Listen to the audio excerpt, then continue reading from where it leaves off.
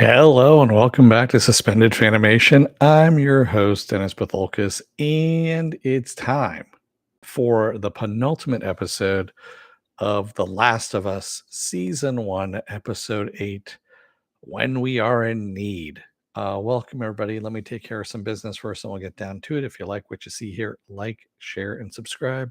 If you're still on the fence about subscribing, take a look at the video that pops up at the very end here. YouTube takes the algorithms of all the stuff you've been watching and tries to match it as best as possible to one of the videos in my vast video library and pops it up here just for you. And if you like what you see there, please hit that subscribe button down below there. And if you're feeling lucky or you feel like gambling, you can hit that bell down below, and it's a 50-50 chance of YouTube actually notifying you. Best thing to do is go over to suspendedfanimation.com. Take a look at the schedule I have up there. I change it out every week. Also have all the links to my social media there and all the links to my pages as well. All right. Let's get started, shall we? Spoiler alert, I am going to spoil the episode. If you've not seen the episode, go and watch it. Come on back. This will be a video. You can comment down below in the comment section. Give me enough time to hit pause, whatever you need to do. Okay.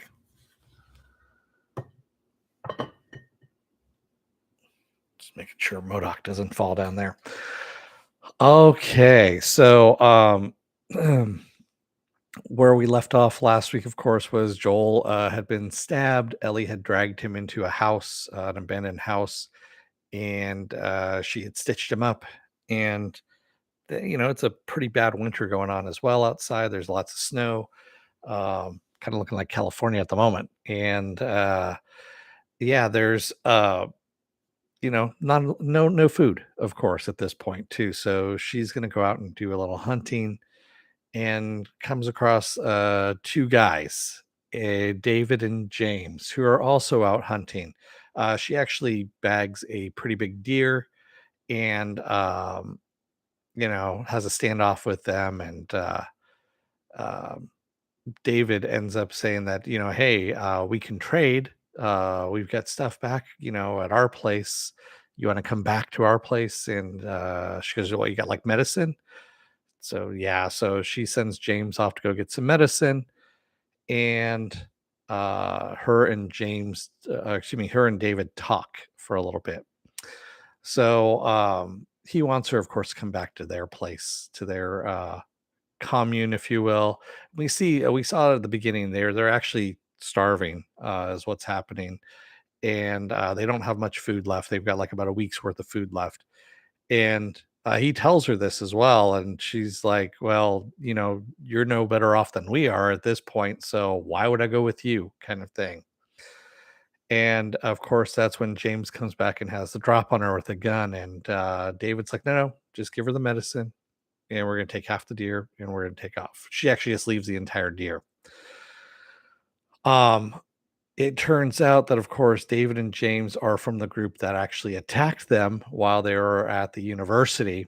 So they're looking for some payback at this point because, of course, remember Joel did kill one of their number, and it turns out that there was a girl that was crying in the beginning. There, it was her father who ended up dying.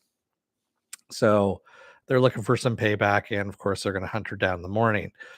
Ellie, in the meantime, is shooting up Joel with some, antibiotics, probably penicillin. She doesn't know where exactly to inject it, so she's injecting it straight into the wound. Uh, yeah, not a great place there. Um, and just he actually recovers fairly fucking quickly. I have to admit this. So she goes out and sees that these guys are tracking them, and takes the horse out, tries to make a break for it, to lead them away from Joel. And of course, the horse gets shot. She goes face first into the ground, and yeah, she gets captured. Um, and that's when the fun starts to begin at this point. So again, I haven't played the game. I know that this is a section in the game that actually does happen. And once Ellie gets back into town, Silver Lake is what it's called. Um, she's put in a jail cell, if you will, or a cage. And David is talking to her and basically talks to her like an adult, saying that, Once she realizes, she sees a human ear on the ground of the chopping block of the slaughterhouse that they're in, and realizes that they're cannibals. Yeah. So she's like, "Yeah, I don't want any part of this shit. You guys are disgusting. Fuck off," is what she's telling them. And David is trying to still convince her to join their ranks and all this stuff. And yeah, he is really he's not selling it all that well. Well, it turns out that David is not only just a cannibal, but he's also a groomer and a pedophile, is what it comes down to, and a rapist as well. So he's multiple things. And Ellie does end up, once she gets dragged out of the cage by both David and James, and she had bit David at one point. She broke his finger and bit him. She tells him, "Now you're infected. I'm infected. Look at my arm." And so he does look at her arm, and he's like, "This is bullshit." She would have been dead at this point. She would have been, so showing symptoms, which she uses that, of course, that break in order to kill James and take off and get outside. But of course, he's got the doors locked. There's no way they're getting out. And it's just some really nasty stuff going on. David tries to rape her, of course, and she ends up taking him down. Ellie has to save herself. In the meantime, Joel um, has been left with a knife. He's coming to somewhat, and other guys are hunting him. They're looking for him through this abandoned town, and one of them does find him, but Joel finds him first and kills him, and then gets two more of them and finds out where Ellie is. But of course, he doesn't get there in time. Ellie has to rescue herself and get the hell out of there. So we find out also that David had been a teacher before he became a preacher, if you will. And so, yeah, this dude was just a complete and total predator and oh, fucking disgusting. And in the end of this, we see Ellie and Joel come together, and she's completely broken at this point. He calls her baby girl, so we see them bonding even further at this point, and that is the end of this episode. So it's yeah, it's pretty brutal actually. Yes, he was teaching children CBM. He said he was a teacher before he became a preacher. He was in the Pittsburgh quarantine zone before the Pittsburgh quarantine zone went down. He said in 2017. Raymond says, "Do you think that little girl suspected she ate her dad?" Could be. I mean, a good majority of those people look like they realized what was happening. So, who knows? So, yeah, it's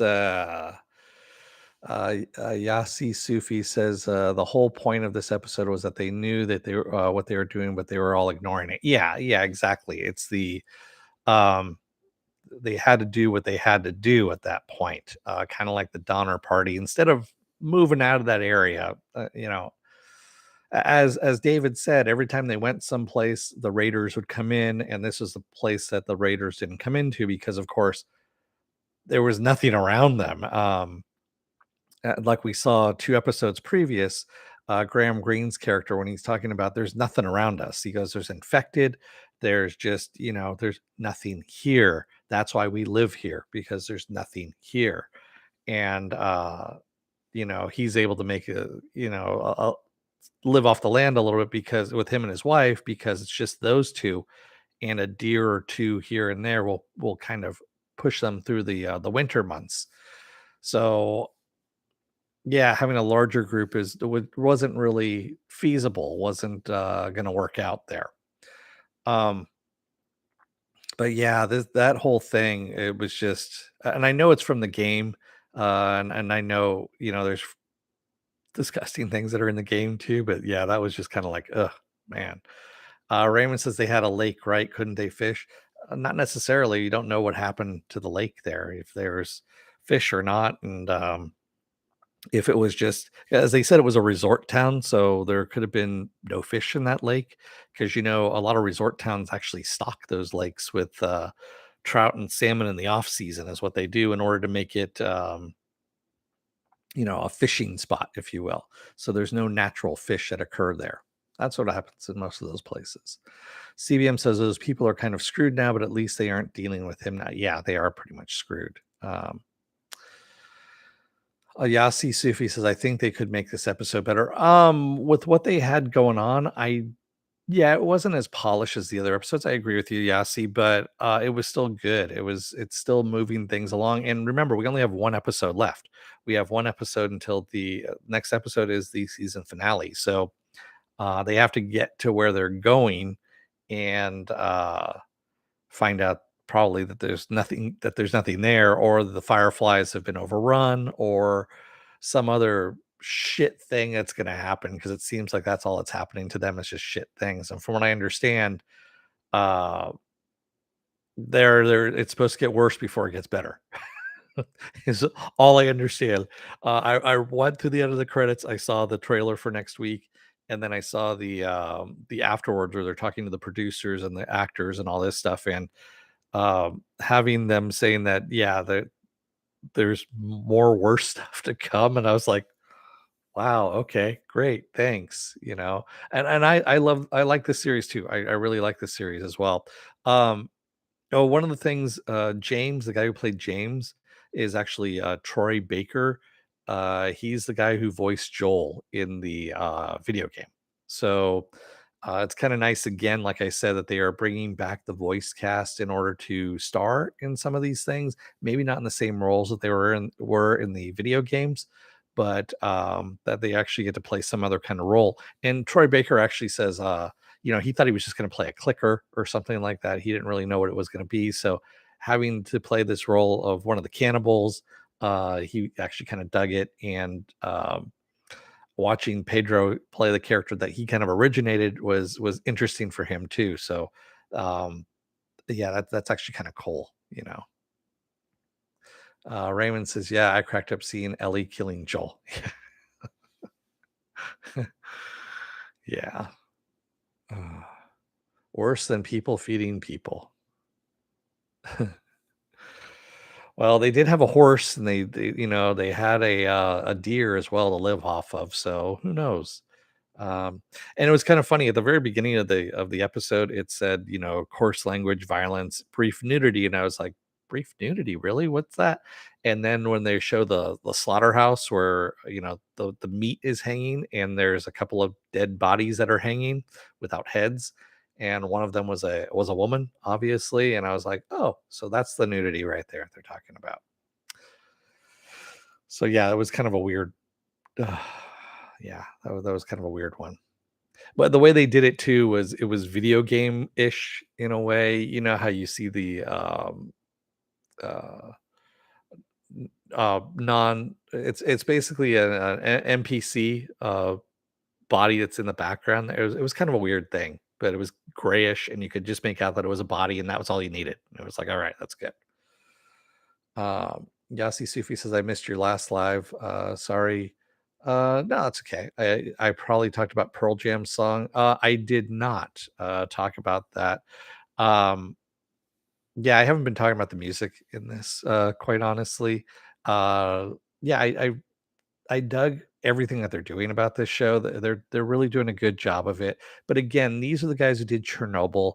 Of course, they're going to do a good job with this series. And I know you're not going to please everybody on this. A lot of the video gamers are still thinking this sucks. And I just briefly saw an article that said that what was it, that this episode ruined one of the best villains of the game, David, and I was like, all right, I haven't played the game, so I don't know. I don't have that backstory on this. Uh, but coming into this just as a series, I like what they've done with this. I mean, they've really done a good job with this. This is and again, the only reference point I can go back to is The Walking Dead, which has been on for so long. But at the very beginning, The Walking Dead was of the same quality, and it's done a great job of taking people through an apocalypse where you have quote unquote zombies, if you will, but that can also call other zombies from far away by using a network that's underground. And yeah, it's actually pretty frightening. And um, considering that we haven't had much of the cordyceps um, in this series, in this first season, your most of your horror has come from other humans at this point.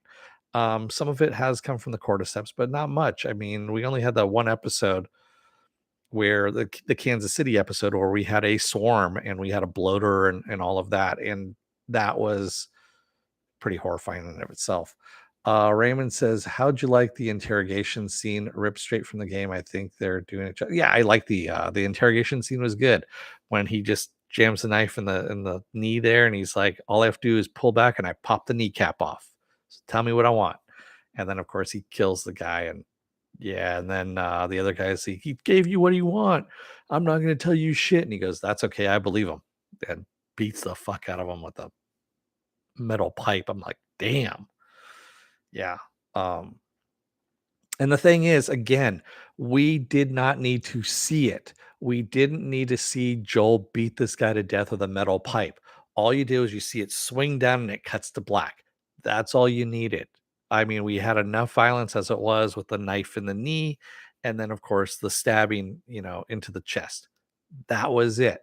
If you really look at it, um, you have more violence happening with David and Ellie than we did with Joel and the people that he was killing. Because I mean, he kills 3 people. Yeah.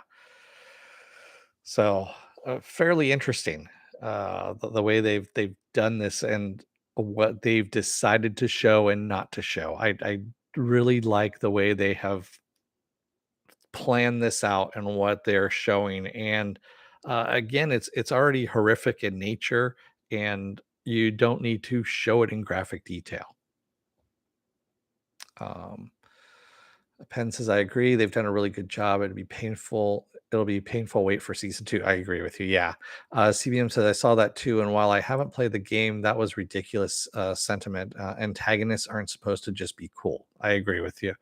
And also, the violence does what it needs to and isn't just there for gratuitous reasons. Exactly. It is there to serve a purpose. It's there to move the story along. It doesn't need to be gratuitous, like you said. Exactly. Um, this is the way you do a really good series. And yes, this might not have been the most polished episode, uh, but it still moves the story along. It still gets things going. And honestly, Joel had the fucking fastest recovery of any person who had an infection going that I've seen in a long time. Because I mean, she injected him like twice. I'm guessing within 12 hours, maybe, uh, 12, 18 hours, somewhere around there. And so, I mean, him coming out of that, I mean, she gave him some huge, some huge antibiotic injections. So, yeah, but still. Yasi says, I wouldn't mind a bit more gore from this episode or a few clickers here and there. I see what you mean. Yeah. Uh, CBM says, especially because that isn't supposed to be where you put that. Yes, I know. I know. That was the other thing too, because I was just watching her putting it, watch her put it in the wound. I'm like, no, just put it in his arm. Put it in his arm. Don't put it in the stomach. And yeah, I was actually trying to think about where that was gonna go. I was thinking from a biology standpoint, and I'm like, yeah, is that actually gonna go into the bloodstream? Is that gonna just kind of pool around in his intestines? What's that gonna do? And yeah, I wasn't sure exactly how that was going to work, where she was squirting the antibiotics in, but that's a nitpicky thing. So, what else do I have going on for the rest of this week? Well, tomorrow I'm going to be off. Wednesday, of course, is going to be the Mandalorian. Thursday is going to be the Bad Batch. And Friday, I'm going to get to the aforementioned Is it worth my time? The Consultant on Amazon Prime. I know I keep threatening to do that one, and I've just been like tired out of it, all that kind of stuff. It's been a whirlwind of events, kind of thing.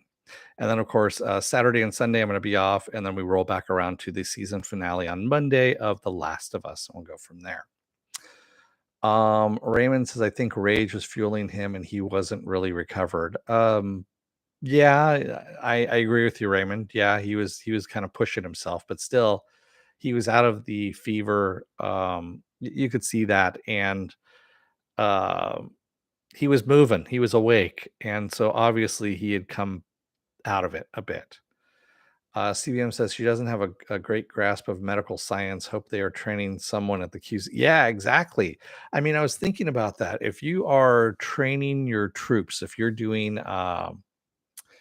just basic training, I thought they did some kind of like first aid, CPR kind of stuff that that you would have even the basics, especially if you're teaching kids from a military school standpoint. That would be one of the basics that you would train them on is basic, first aid, especially in a world where you don't have a lot of doctors, you don't have hospitals, anything like that. You don't have access to any of that stuff. You want to actually have someone treat you out in the field. So, yeah. Who knows? I just work here. With that said, I'm going to let you guys go for the night. Thank you, everyone who joined me tonight in the chat. And thank you if you made it this far in the video. If you're still on the fence about subscribing and you know who you are out there, take a look at the video that pops up at the very end here. YouTube takes the algorithms of all the stuff you've been watching and tries to match it as best as possible to one of the videos in my vast video library and pops it up here just for you. And if you like what you see there, please hit that subscribe button down below there. And if you can, hit that like button, the share button as well. And if you want to know when I'm going to be on live again next, go over to suspendedfanimation.com. Take a look at the schedule I have up there. I change it every week. Also, I have all the links to my social media there and all the links to my pages as well. All right. With that said, thank you, Yasi Sufi. I'm saying your name right, right? I don't want to. I sometimes murder names. I'm famous for that, so hopefully I'm not murdering it too badly. But thank you, everybody. I will see you guys again on Wednesday. Until then, don't let the door hit your ass on the way out. Otherwise, you may run into some cannibals on your way to California, I think is where you're going, to meet up with the Fireflies. And yeah, no one wants to run into cannibals, man, because they're just not fine or young. So yeah. Thanks, everybody. I will see you again on Wednesday. Have a good rest of your night. Stay safe, be well, take care, wear those masks, get those vaccine shots, get the boosters as well. It doesn't work without the boosters. And stay safe out there, everyone. Thanks. Have a good rest of your night. Take care for out there, everyone. Good night.